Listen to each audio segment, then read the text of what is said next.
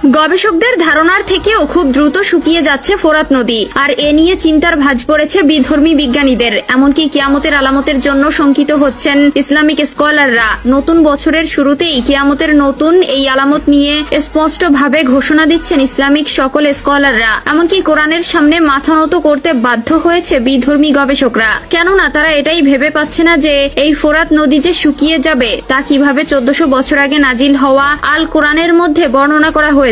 প্রিয় দর্শক, আপনি যদি একজন মুসলমান হয়ে থাকেন তাহলে কিয়ামতের আলামতের নতুন এই লক্ষণ সকল মুসলমান ভাইদের মধ্যে শেয়ার করে দিতে ভুলবেন না, কেননা আমাদের প্রিয় নবী সাল্লাল্লাহু আলাইহি ওয়াসাল্লাম বলে গেছেন, আমার একটি হাদিস যে একজন থেকে অন্য জনের কাছে পৌঁছে দিবে তার জন্য কিয়ামতের দিন আমার সুপারিশ ওয়াজিব হয়ে যাবে। মুসলিম হিসেবে আমাদের প্রত্যেকেরই মহান আল্লাহ তাআলা ও রাসূলের প্রতি পূর্ণ বিশ্বাস আনতে হবে, এর কোনো ব্যতিক্রম নেই। আজ থেকে প্রায় 1450 বছর আগে মহানবী হযরত মুহাম্মদ সাল্লাল্লাহু আলাইহি ওয়াসাল্লাম বলে গিয়েছেন যে কিয়ামতের আগে খুব দ্রুত শুকিয়ে যাবে এই ফোরাত নদী। ফোরাত নদী কতটা দ্রুত শুকিয়ে যাচ্ছে তা বোঝা যাবে কিছু বছর আগের আর বর্তমানের ছবিগুলো পাশাপাশি রাখলেই। এই নদী শুকিয়ে যাওয়ার কারণ কি শুধু জলবায়ু পরিবর্তন বা বাঁধ নির্মাণে? ফোরাত নদী শুকিয়ে যাওয়া কেবল একটি পরিবেশগত সমস্যা নয়, বরং এটি ইসলামী বিশ্বাস অনুযায়ী কিয়ামতের একটি বড় আলামত। হযরত আবু হুরায়রা রাদিয়াল্লাহু তাআলা আনহু থেকে বর্ণিত, রাসূলুল্লাহ সাল্লাল্লাহু আলাইহি ওয়াসাল্লাম বলেছেন, কিয়ামত সংঘটিত হবে না যতক্ষণ না ফোরাত নদী শুকিয়ে যায় এবং তার মাঝখান থেকে একটি স্বর্ণের পাহাড় উন্মোচিত হয়।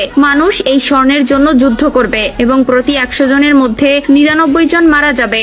বর্তমানে ফোরাত নদীর পানির স্তর উদ্বেগজনকভাবে হ্রাস পেয়েছে। সাম্প্রতিক বছরগুলোতে নদীর পানির পরিমাণ কমে যাওয়া সিরিয়া ও ইরাকের কৃষিকাজ ব্যাপকভাবে ক্ষতিগ্রস্ত হয়েছে। বিশেষজ্ঞরা এটিকে জলবায়ু পরিবর্তন, বাঁধ নির্মাণ এবং দুর্বল পানি ব্যবস্থাপনার ফলাফল হিসেবে চিহ্নিত করেছেন। অর্থাৎ স্পষ্টই বোঝা যাচ্ছে মহানবী সাল্লাল্লাহু আলাইহি ওয়াসাল্লামের বলা সেই ভবিষ্যৎবাণী খুব শীঘ্রই সত্য হতে শুরু করেছে। আরেকটি হাদিসে বলা হয়েছে, ফোরাত নদী শুকিয়ে গেলে তার তলদেশ থেকে স্বর্ণের পাহাড় বের হবে। যে ব্যক্তি সেই সময় উপস্থিত থাকবে সে যেন সেখান থেকে কিছু না নেয়। এখন প্রশ্ন হচ্ছে, আসলেও কি এমন কোন স্বর্ণের পাহাড় প্রকাশ পাওয়ার সম্ভাবনা আছে? তবে খুব সম্প্রতি ফোরাত নদী শুকিয়ে যাওয়ার পর এর তলদেশ থেকে উন্মোচন হয়েছে এক সুড়ঙ্গ। সুড়ঙ্গের আছে নিখুঁত সিঁড়ি ও অবকাঠামো। প্রতিনিয়ত সেই সুড়ঙ্গ থেকে বিভিন্ন ধরনের আওয়াজ শোনা যাচ্ছে। এর থেকেই অনেক প্রত্নতাত্ত্বিক ও গবেষকরা ধারণা করছেন ফোরাত নদীর তলদেশে হয়তো একটি নতুন জগৎ অথবা বিরাট স্বর্ণের খনি রয়েছে। কেউ কেউ বলছেন এটি একটি প্রাকৃতিক খনি, যাতে প্রাকৃতিক নিয়মেই স্বর্ণ জমা হয়েছে।